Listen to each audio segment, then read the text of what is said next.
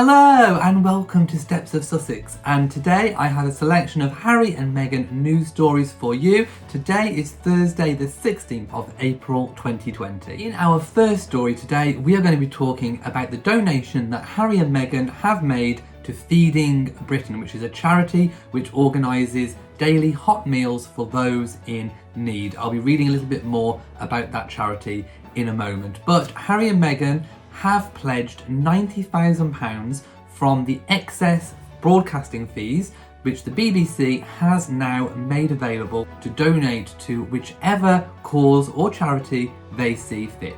This story was originally broken by Town & Country magazine here in the UK on April the 15th, 2020, and the article was written by Victoria Murphy. And it says that Harry and Meghan have arranged for the money generated from their wedding broadcast to go toward feeding hungry children during the coronavirus pandemic, which of course we are all facing at the moment. So of course any donations of any kind are always welcome. The couple have pledged just over £90,000 to the charity Feeding Britain for its programmes across the UK, which provide families in need with hot meals and food packages. The funds have been called a godsend by the organisation's National Director Andrew Forsey and come from the excess profits from the BBC's royal wedding broadcast. Harry and Meghan are of course on very good terms with the Archbishop of Canterbury, Justin Welby, who presided over their marriage nuptials, and of course he is president of Feeding Britain. Now Harry and Meghan have told him that they wanted the money to be donated to the organisation during a phone call held around the time schools closed here in the UK. A spokesperson for Harry and Meghan have said that they are delighted to see the money go to such a good cause. It had been agreed at the time of Harry and Meghan's wedding that if there were any excess profits from the BBC broadcast, that money would go to a charity nominated by the couple. Forsey says that the donation will help Feeding Britain to sustain their programmes until schools reopen. The social and economic consequences of coronavirus have sent shockwaves across the Feeding Britain network.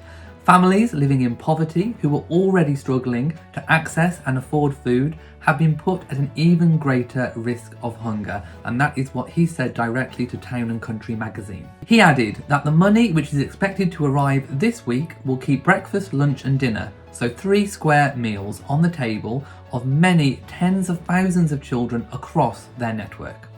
Feeding Britain works across 12 areas in the UK to pilot new approaches to solving hunger. During the COVID-19 pandemic, the charity is also forming new partnerships in London and Scotland, and is running an emergency food programme providing hot meals and food packages via home delivery and collection points to those in need. Harry and Meghan, of course, have experienced Feeding Britain directly themselves when last January they visited Feeding Britain's first citizen supermarket in Birkenhead. Forsey also added that the magic they left on the town that day has been carried forward through this very generous donation. Harry and Meghan, of course, announced this donation via a spokesperson, and the spokesperson said that the couple were moved to hear of Feeding Britain's efforts to provide support during the ongoing coronavirus crisis. They add, the Duke and Duchess were able to speak to the Archbishop recently and were moved to hear all about the work Feeding Britain was doing to support people during COVID-19. On their visit to Birkenhead, he continued, they have particularly fond memories of their visit to the citizen supermarket in Birkenhead, especially the generosity and compassion of everyone working there to help others. They are delighted to be able to ensure this money is donated to such a great cause.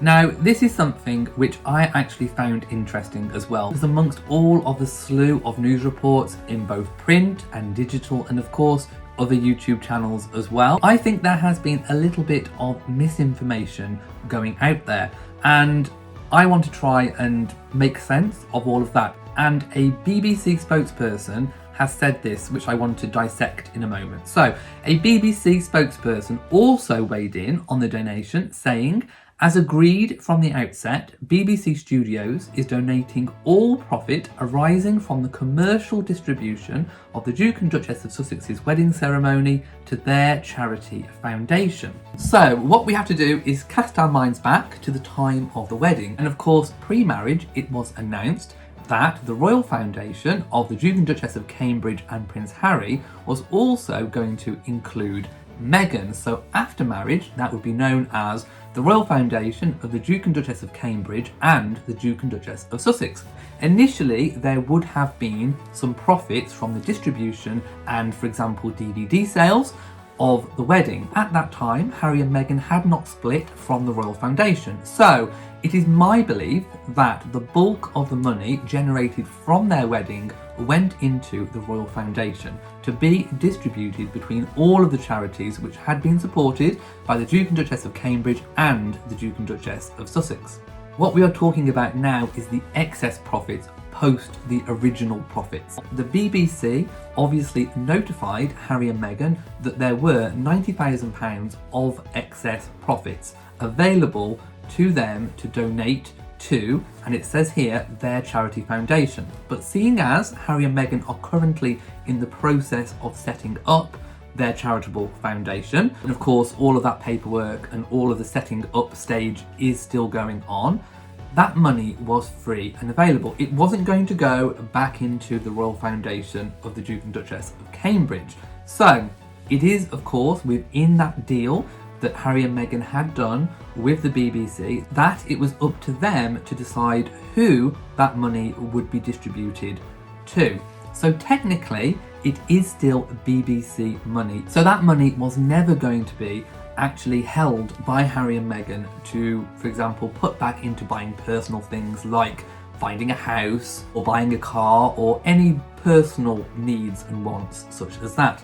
That money was always destined to go to a charitable foundation or charities of Harry and Meghan's choice. But as part of that deal, Harry and Meghan get to choose which charities or organisations profit from that money. This was exactly the same for William and Catherine when they married. Their money was split between charities and organisations and initially ploughed back into the Royal Foundation, which also benefited Prince Harry.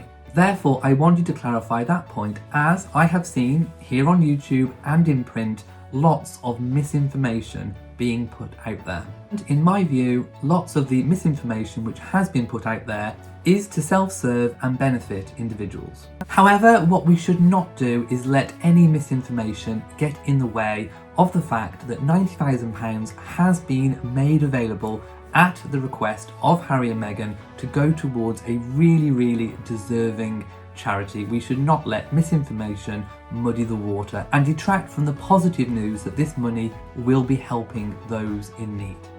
I would also like to take this opportunity to dispel another myth which I have heard being put out there over the last couple of days, and that is that the royal family members do not make or haven't made private donations to charities. That is completely and utterly misleading. The Queen and Prince Charles and other royals have made numerous over the years private donations to charities and organisations which have suffered, for example, worldwide disasters. All you have to do is search Queen Elizabeth, Prince Charles or Prince William private donations.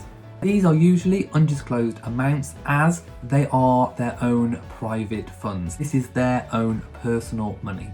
Another area which I wish to clear up is, of course, the wealth of the royal family. Now, here in the UK, we used to include the value of the Crown estate in the monarch's personal wealth. We have not done that since the 90s, and that is because the Crown estate is held in trust by the monarch for the nation. It is not their own personal and private wealth. They cannot, for example, go and sell a valuable painting within the collection for their own benefit. It is not their own personal money. It is held in trust for the nation. The Crown Estate announced in June last year that it returned a record £328.8 million to the Treasury, and in 2016 the value of overall assets rose to an astonishing £13.1 billion, which of course is not the value of the Queen's private wealth. So nowhere near the £80 billion which was touted around the internet over the last few days. The Queen, according to the Sunday Times Rich List, which stopped counting the Crown Estate as part of her personal fortune in the 1990s, currently values the monarch at £370 million. which is still a lot of money, but nowhere near in excess of 80 billion. The Queen also has a vast investment portfolio, and a percentage of this is donated to charity each year.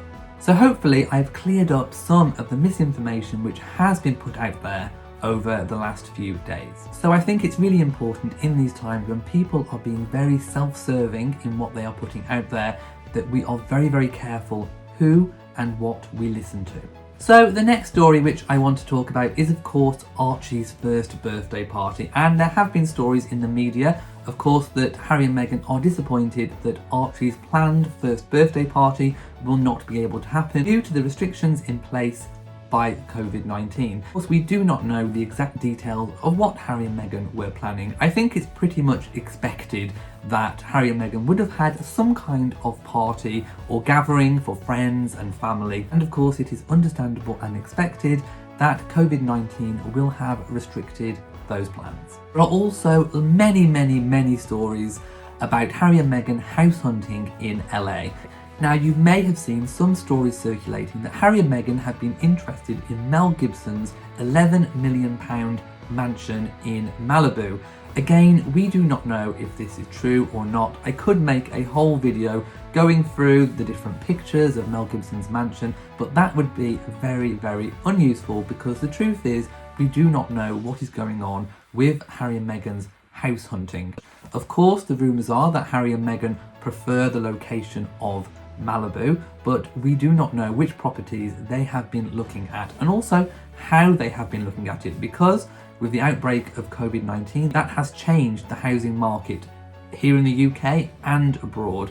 Physical viewings are now not taking place, as I am understood to believe, so perhaps Harry and Meghan have been house hunting virtually, but certainly actually physically moving during this time will not be happening. And of course, as soon as I know any concrete information on Harry and Meghan's house hunting, I will let you know. Also, a lot of fuss has been made about the interview given by Dr. Jane Goodall, Prince Harry's friend. She said directly, "I don't know how his career is going to map out, but yes, I've been in touch with Harry, though I think he's finding life a bit challenging just now." And of course, people have taken that comment widely out of context. I think what she is referring to is of course the global pandemic which we are going through, of which everybody is finding life difficult.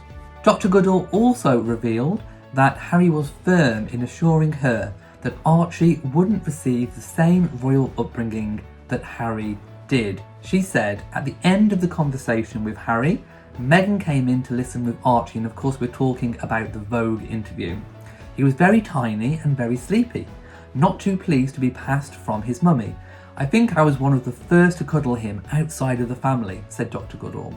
I made Archie do the Queen's wave, saying I suppose you'll have to learn this. Harry said no, he's not growing up like that. Most people have been saying that that was Harry's way of hinting of things to come. So if you've made it to the end of this video, thank you so much for watching. Of course, if you've enjoyed it, please give it a big old thumbs up. Don't forget to share on social media, and also do hit the bell so that you know whenever I upload a new video. You can also find me on Patreon. I will share the link in the description, so if you feel like supporting me beyond watching the videos, that link is there for you. So, from me in Shropshire, mwah to you all, and goodbye.